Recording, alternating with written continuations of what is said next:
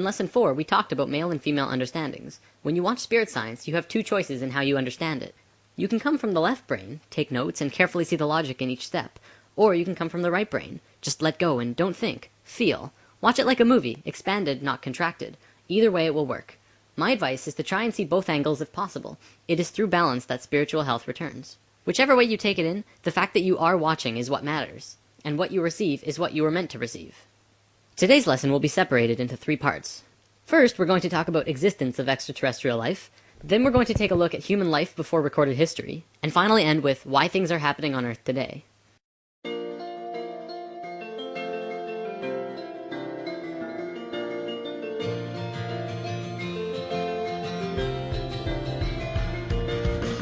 Part 1. The Dogon Tribe, Sirius B, and Dolphins.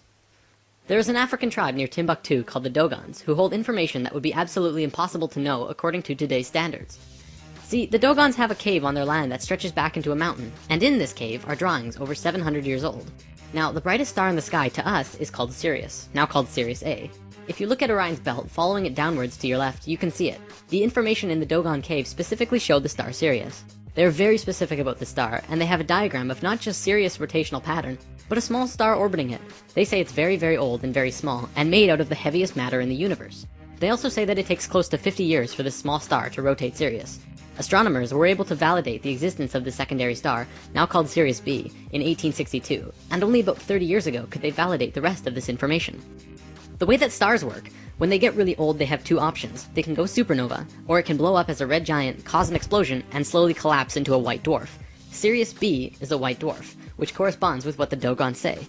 White dwarfs are the smallest star type, estimated to weigh approximately 1.5 million tons per cubic inch. Black holes aside, that would surely seem to be the heaviest matter in the universe, or at least incredibly close. The Dogons were right on every aspect. Not only that, but when checking the rotational pattern of Sirius B around the larger star Sirius A, they found it to be 50.1 years. Now, this could not be a coincidence at all. It's just too close, too factual. Yet, how did an ancient primitive tribe know such detailed information about a star that could really only be measured in the last 30 years? And that's not all they knew.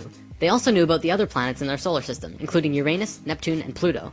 They knew exactly what these planets looked like when you approach them from space, let alone from Earth. They knew about red and white blood cells, and had all kinds of physiological information about the human body. All of this from a primitive tribe. Naturally, a team of scientists went to the Dogons and asked how they knew all this. This was probably a mistake to these researchers, because if they accepted that the Dogons really have this information, then by default they must accept how they got it. The Dogons told them that a drawing on the cave wall showed them. The drawings show a flying saucer in its familiar shape coming out of the sky and landing on 3 legs. Then it shows the beings in the ship going into water and coming up to the edge of the water. These beings looked very much like dolphins. In fact, maybe they were dolphins, but we don't really know for certain. Then they started communicating with the Dogons.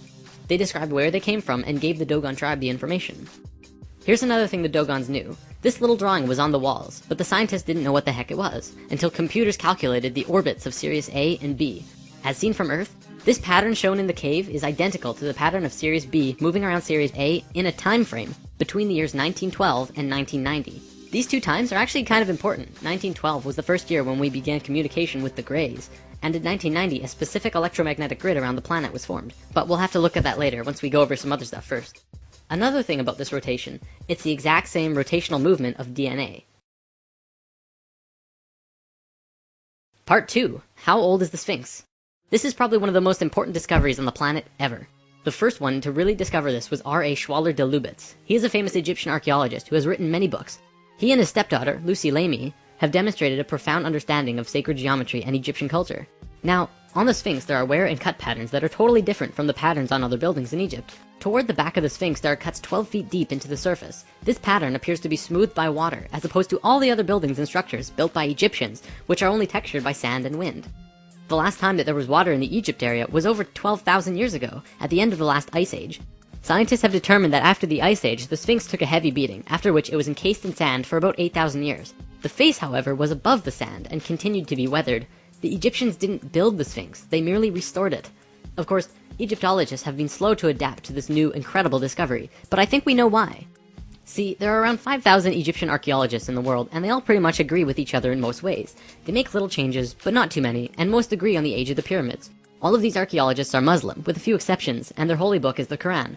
Please understand that I'm not trying to discredit a major religion, but the Quran says that creation began about 6,000 years ago. So if a Muslim were to say that the building is 8,000 years old, he would be disputing their Bible. They cannot do that, and so they won't even talk about it.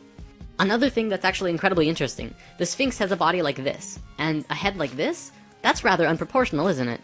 Not only that, but the Sphinx is actually facing a very specific direction. It is an astronomical marker.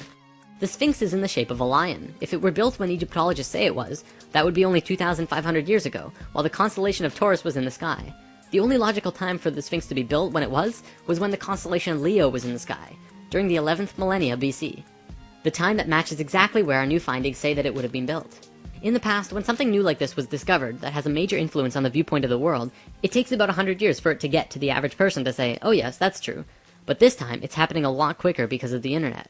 Now scientific circles are actually beginning to look at the words of Plato in a new light when he talked about another culture, another continent, from a dim past called Atlantis. The Sphinx is the largest sculpture on the planet. We know it was not done by hairy barbarians, but by a very sophisticated culture. And it was not done by anybody we now know here on Earth. From a scientific point of view, this is the first solid evidence to be accepted about the true age of civilization. There have been lots of other evidence, but it has kept being put under the table. Now we have the accepted evidence that there absolutely had to be someone on Earth who was highly civilized as early as 10,000 years ago.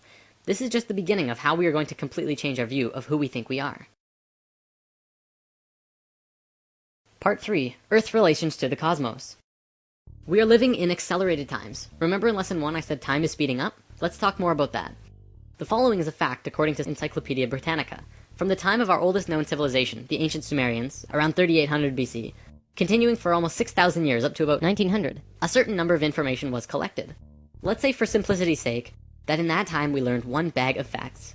50 years later, from 1900 to 1950, our knowledge doubled. That means it took 6,000 years to get a bag of facts, and in 50 years, we got another one. Amazing! But then in the next 20 years, we doubled it again. And then in 10 years, we doubled that. And now we're getting bags of facts every month, maybe within days, I don't even know. The fact is, things are speeding up monumentally. We're living within a knowledge avalanche.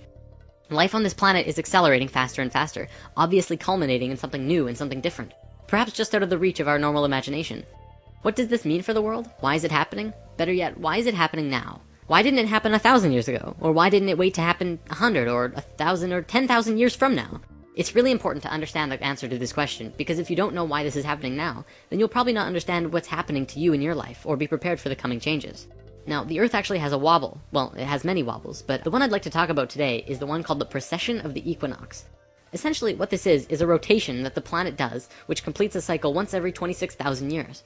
It looks like this and slowly turns on its axis and points to different locations. Science looks at this and says, well, so what? It's just a wobble.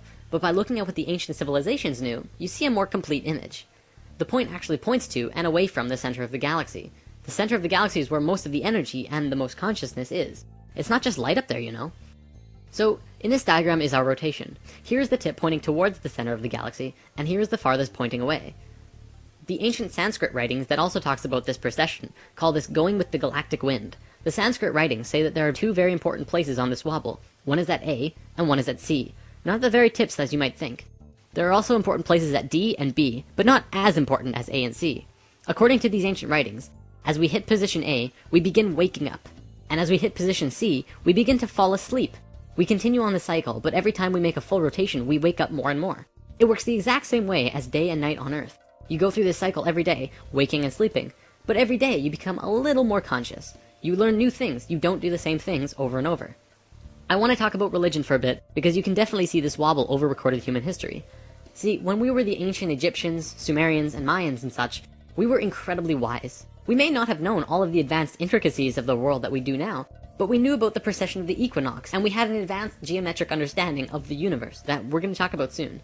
Then we got dumber and became all philosophical, not quite knowing anymore, but still able to understand many things. This is where things like the Fibonacci sequence and pi and the golden ratio were discovered. And then we got dumber still, and it was around this time that we had a real solid formation of most of today's religions. But you have to remember that these religions were based on earlier writings. They were written by people who understood far more than they did. They just couldn't make sense of it, and that's why many Bible stories just seem ridiculous. Ultimately though, every religion did spawn from a more conscious understanding, so you can't discredit religions completely. You just have to trace them back a bit further. You'll also see looking back that we went from a more female-oriented understanding to an incredibly male way of looking at things, very strict and orderly. Not much room for creative thought, it has to be 100% logic-oriented. back to precession. The Tibetans and Hindus also had these time periods called yugas, which were simply ages. Each yuga had a descending and ascending phase. Many of those who follow New Age beliefs will tell you that we're moving into the age of Aquarius, but not many people know what that means. Well, we're right here on the precession of the equinox, just about at point A. Remember, this is a really important time for us, not just humans, but all of Earth, and perhaps maybe our solar system. This is a chart showing the precession scale with our constellations. The astronomical sign that we see in the sky when we hit point A will be that of Aquarius. Are you ready for this? The big finisher? Can you guess when we're going to hit point A exactly? The Mayans figured it out.